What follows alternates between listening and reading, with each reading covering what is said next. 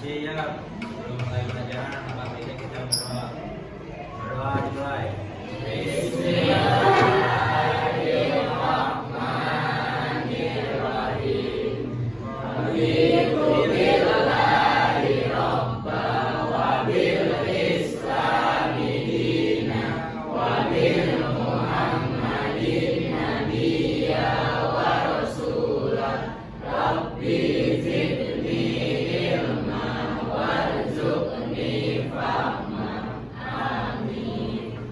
Memberi salam.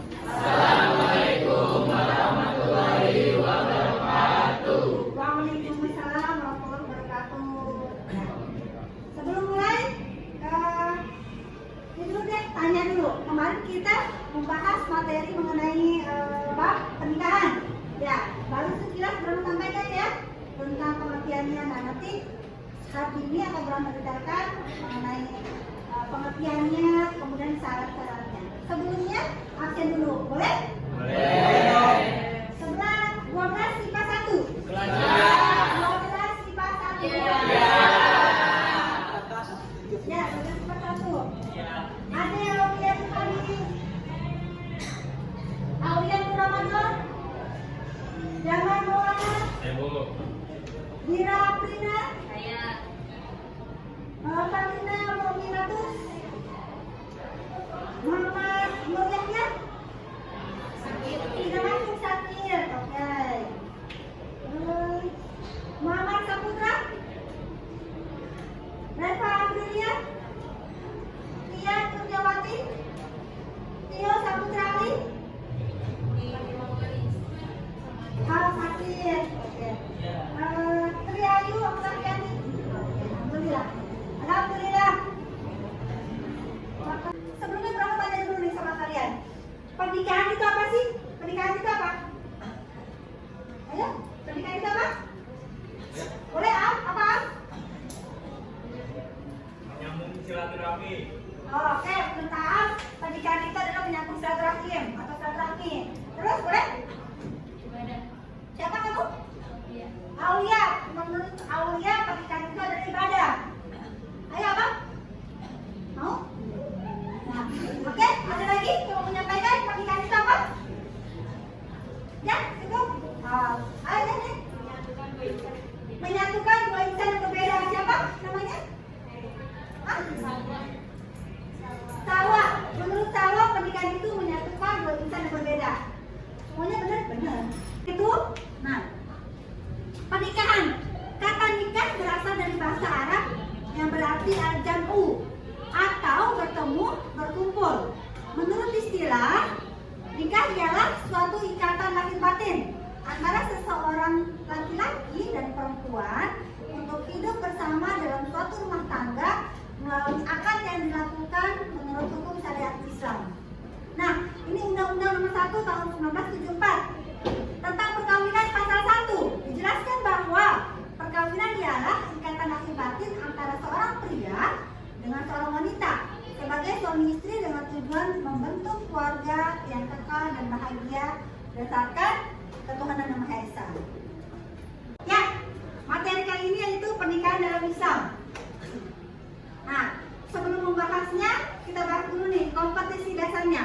Kompetensi dasar yaitu pada KD 3.6, yaitu menganalisis dan mengevaluasi ketentuan pernikahan dalam Islam. Nah, kita sekarang lihat ke depan.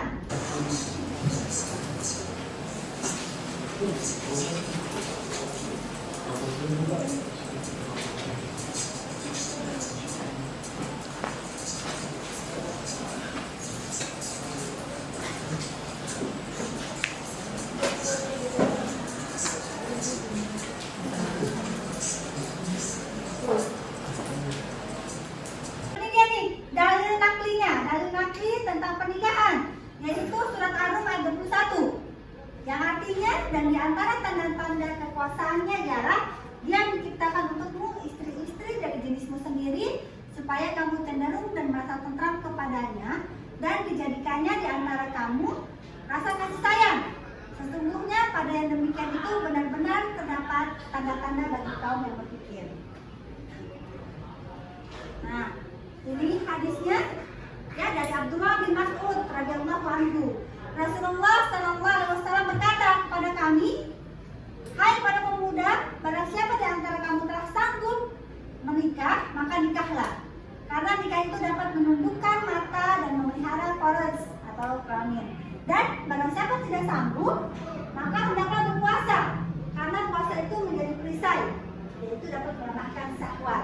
Hadis riwayat Bukhari Muslim. Nah, ini nih, hukum nikah itu ada 5. Pertama, jaiz. Kenapa dikatakan jaiz? Jaiz atau mubah, artinya dibolehkan, ya, dan dinilai yang menjadi dasar hukum nikah. Ya. Yang kedua, wajib. Wajib itu orang yang telah mampu atau sanggup menikah. Bila tidak menikah, khawatir dia akan terjerumus ke dalam perzinahan. Maka hukumnya wajib tuh. Kemudian sunnah. Dikatakan sunnah apabila orang yang sudah mampu menikah tetapi masih sanggup mengendalikan dirinya dari godaan yang menjurus kepada perzinahan. Ya. Dia sudah mampu tapi dia masih bisa menahan, gitu ya. Maka hukumnya sunnah. Kemudian makruh. Dikatakan makruh kenapa? Orang yang akan melakukan pernikahan dan telah memiliki keinginan atau hasrat tetapi ia belum mempunyai bekal, ya, atau mempunyai bekal untuk menafkahi tabungannya, tuh, maka hukumnya makruh. Nah, yang terakhir hukumnya haram. Dikatakan haram itu kenapa? Nih, karena orang yang akan melakukan pernikahan tersebut tetapi ia mempunyai niatan buruk, seperti ingin menyakiti perempuan itu atau niat buruk yang lainnya, kayak maksudnya apa? Seperti itu. Ini, ya, hukum pernikahan. Lanjut, nah ini dia tujuan pernikahan, yaitu agar ada sakinah, itu ketenangan dan ketentraman. Ada cinta kasih sayang. Kemudian kebutuhan seksual yang diridhoi oleh Allah. Nah, nikah itu tujuannya salah satunya ibadah juga, gitu ya. Kemudian diikuti sunnah Rasulullah SAW. Nikah itu adalah sunnahku. Barang siapa tidak senang dengan sunnahku, maka dia bukan termasuk golonganku. Oke? Yang terakhir yaitu untuk mendapatkan keturunan yang sah. Ini rukun atau syarat dari pernikahan. Yang pertama harus ada calon suami dan calon istri nih. Calon suami, yang pertama, 1, syaratnya beragama Islam. 2, atas kehendak sendiri. 3, bukan muhrim. 4, tidak sedang dalam ihram atau haji. Ya. Calon istri, apa itu? Beragama Islam, tidak terpaksa, bukan muhrimnya, kemudian tidak sedang dalam masa iddah dan juga tidak sedang dalam ihram haji atau umrah. Berikutnya adanya wali. Wali itu syaratnya apa nih? Mukallaf atau Islam dewasa, sehat akal, kemudian laki-laki merdeka, adil, dan juga tidak sedang ihram haji atau umrah. Berikutnya 2 orang saksi. Syaratnya apa? Yang pertama Islam dewasa, sehat akalnya, tidak fasik, ya, kemudian hadir dalam akad nikah tersebut. Nah, terakhir ada ijab kabul. Nih, dengan kata-kata nikah atau yang semakna dalam itu berurutan antara ijab dan kabul. Contohnya, contoh ijab dulu nih, orang tua si wali perempuan. Wali perempuan berkata kepada pengantin laki-laki, "Aku nikahkan anak perempuan saya bernama Fatimah binti Ali dengan mas kawin dengan misalkan dengan Muhammad, ya, dengan mas kawin seperangkat alat sholat dan emas 50 gram dibayar tunai." Itu contoh kalimat ijab. Maka dijawab dalam kalimat ini kabul. Si calon suaminya menjawab, "Saya terima nikah dan perjodohannya, atau saya terima nikah dan kawinnya dengan diri saya, dengan mas kawin tersebut dibayar tunai." Gitu. Perempuan yang menikah tanpa seizin-walinya, nikahnya itu biasa. Ya. Nah, setelah materi tadi, maka ini ada tugas AKPD, ya. Tugasnya yaitu kompetisi dasar, menganalisis dan mengevaluasi ketentuan pernikahan dalam Islam. Tujuannya apa? Setelah peserta didik menganalisis materi dari lembar kerja yang telah diberikan, peserta didik mampu mengidentifikasikan permasalahan pernikahan dan solusinya dengan penuh percaya diri. Seperti tadi kan ada video yang tadi sudah tampilkan mengenai yang uji ataupun masalah si Lesti, ya kan? Lesti ketika dia rumah tangga mengalami KDRT dan kembali rujuk, ya. Nah, mana tuh? Ya, dan itu bagaimana? Ya, oke. Ini nanti dikerjakan, ya. Dicari di handphone boleh. Dan tadi pertanyaannya mengenai permasalahan pernikahan, ya. Diskusikan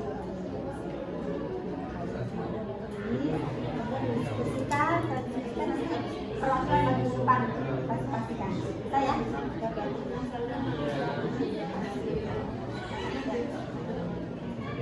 Tadi kan udah bilang sampai itu masalah yang kita cari di internet, masalahnya solusinya bagaimana. Nah, berdasarkan saya itu dapat dan diskusikan dan nanti pasti minggu depan.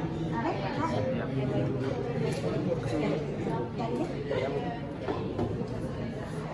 Nama saya Reva Priya, saya dari kelompok 4 dan di kelompok saya ada Dira Aprina, Rivaldi Azra Pradita, dan Variel Adeputra. Dan ini salah satu dari hasil kelompok kami.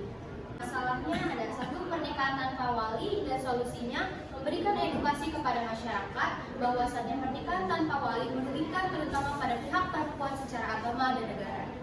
Pernikahan tanpa wali merugikan salah satu pihak, dalam hal ini pihak wanita, dan pernikahan tidak secara agama dan negara, di mana untuk pernikahan adalah 1. Ada calon pria, 2. Calon wanita, 3. Wali, dan 4. 2 orang saksi. Assalamualaikum warahmatullahi wabarakatuh. Nama saya Dwi Ayu Pratiwi dan kelompok saya ada Karik Devi Amelia, Safira Nur Amelina, Sofia Suryani, Rahmat Ramadan, Angga Kurniawan, Alia, dan Muhammad Rashid. Saya dari kelas 12 sampai 10.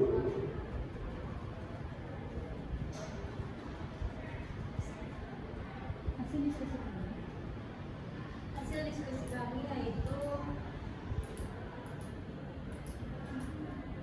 pernikahan terlarang. Yang pertama ada nikah saudara atau incest. Masalahnya terjadinya kerusakan secara fisik atau biologis melanggar ketentuan Undang-Undang Nomor 1 Tahun 1974 dan Syariah Islam.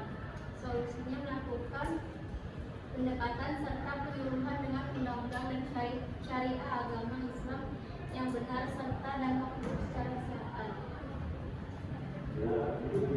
Yang kedua ada nikah siri. Problem hukum dalam pernikahan siri terjadi pada pihak perempuan dan anak.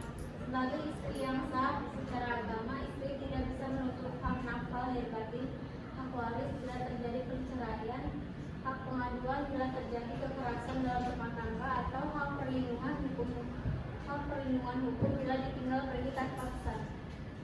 Solusinya bagi pasangan yang mau menikah siri jika belum berlangsung lama dan belum punya anak dan belum ada anak-anak adalah didorong agar segera mencatatkan pernikahannya secara sah. Bagi yang beragama Islam dicatatkan di KUA, dan bagi yang Islam dicatat di kantor kependudukan dan pencatatan sipil. Yang keempat ada nikah muri. Ya, demikian pembahasan mengenai pernikahan dalam Islam, mengenai pengertiannya, kemudian hukum syaratnya, ya, kemudian tujuan dari pernikahan itu sendiri, dan juga tadi sudah didiskusikan mengenai permasalahan pernikahan, dan juga tadi ada temannya sudah mempresentasikan, ya.